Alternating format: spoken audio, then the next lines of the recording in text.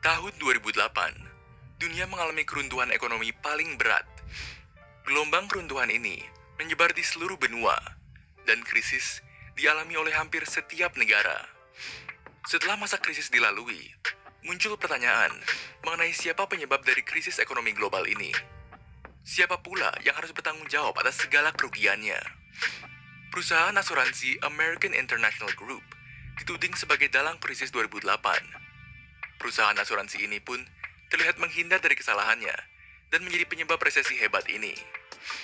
Selama akhir tahun 1900-an, Amerika mendapat aliran dana asing sangat besar dari Rusia dan banyak negara Asia yang dilanda krisis keuangan kala itu. Bank-bank Amerika tentu tidak membiarkan dana itu mengendap tanpa menghasilkan bunga. Kemudian, bank membuat regulasi yang mudah agar siapapun dapat meminjam uang dari dana tersebut. Warga Amerika yang biasanya tidak mudah mendapatkan pinjaman untuk membeli rumah, dengan kebijakan baru, warga dapat membeli rumah dengan meminjam uang di bank. Hal ini merupakan salah satu mimpi Amerika. Bank menciptakan regulasi mudah untuk mendapat pinjaman, menciptakan tingkat hipotek yang dapat disesuaikan dengan pembayaran awal yang rendah, serta menerima orang dengan nilai kredit rendah. Pinjaman yang kurang ideal ini bernama hipotek subprime. Biasanya, cara bank dalam menghasilkan uang adalah dengan menggabungkan ribuan hipotek menjadi satu bagian, atau biasa disebut Collateralized Debt Obligation, atau CDO.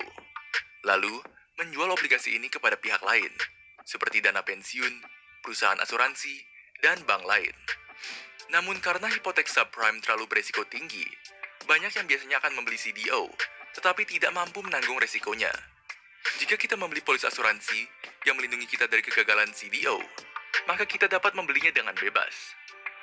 American International Group adalah salah satu perusahaan asuransi terbesar Amerika saat itu.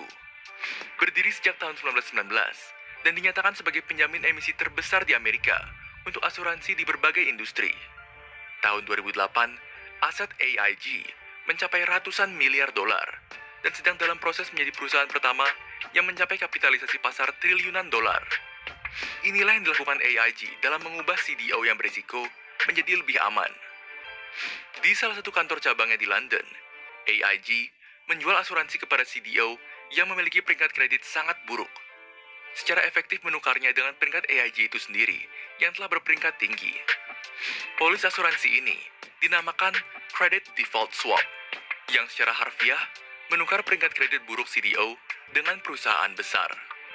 AIG dan perusahaan dana menyukai Credit Default Swap.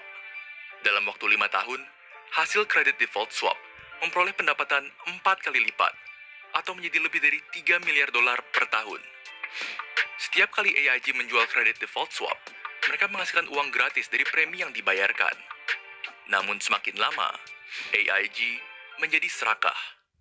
Jika perusahaan asuransi mengasuransikan mobil misalnya untuk 1 juta dolar, maka mereka harus memiliki 1 juta dolar aset agar bisa membayar asuransi mobil, sebagai motif berjaga-jaga.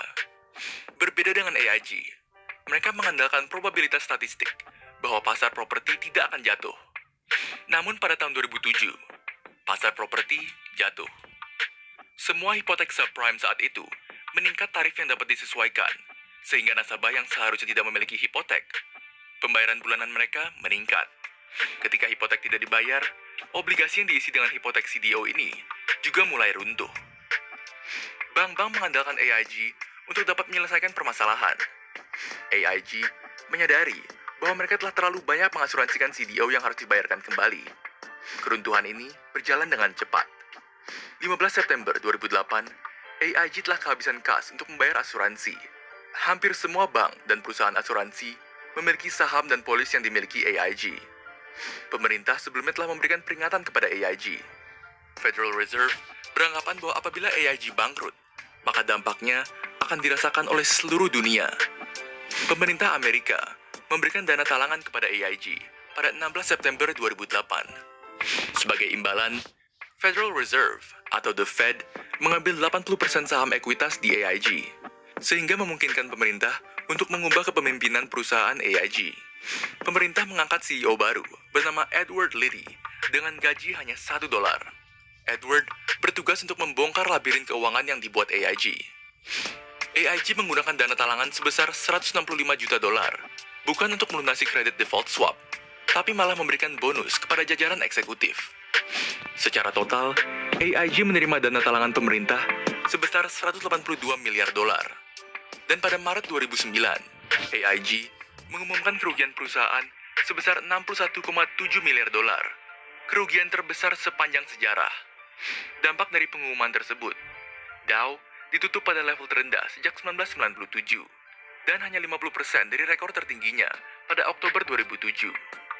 AIG juga menyelesaikan gugatan kepada mereka dengan membayar hampir 1 miliar dolar kepada investor. Akibatnya, AIG memecat setengah stafnya agar tetap dapat menghasilkan keuntungan. Setelah bisnis AIG kembali beroperasi dengan stabil, kepemilikan pemerintah dalam bisnis tersebut menjadi lebih menguntungkan. Pada tahun 2012, Federal Reserve menjual saham AIG miliknya dan mendapatkan keuntungan sebesar 22 miliar dolar. Membutuhkan waktu 5 tahun bagi pemerintah menganggap AIG cukup aman. AIG akhirnya kembali beroperasi hanya sebagai perusahaan asuransi biasa.